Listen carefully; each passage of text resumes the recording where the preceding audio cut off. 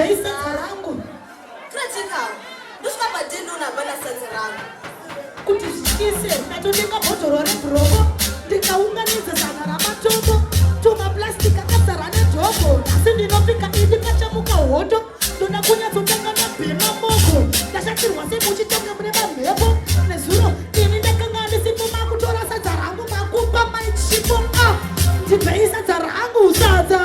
ndikuna sadza rangu sadza ndibvei kuna sadza rangu ndiri kuna sadza rangu ndibvei kuna sadza rangu kasi makaguta hola kasi makaguta here iripo here kuti chibva munomosva padheni unosinozirwa sadza apa una mari yetakaway ndinoita here inzwai nezuro manheru ndichitobva kuklabu ndakapinda mumba ndichitsvaga chikafu ndakakudubura ndikaona sadza hafu ndikavamutsa ndikati do you want me to staff vakatoseka vakuti tiswanda tafu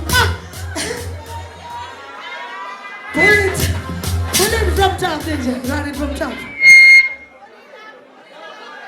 iripo here amana yokushaya It's a lady squander fire squander Liza. ndibvei sadza rangu Ndosvika padendo unabana sadza rangu.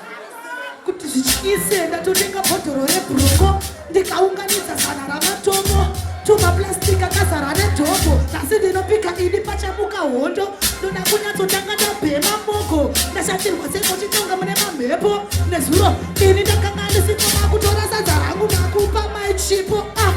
ndibvei sadza rangu iri kuna sadza rangu ndibvei kuna sadza rangu ndinoona sadza rangu ndibvei kuna sadza rangu ndikuna sadza rangu lo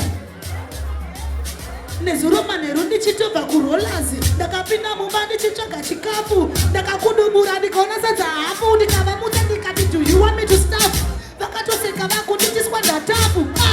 wai muchidawo ndibata rafu I really need hombo chikafu kuti ndigofuta ndigofanana nadhafu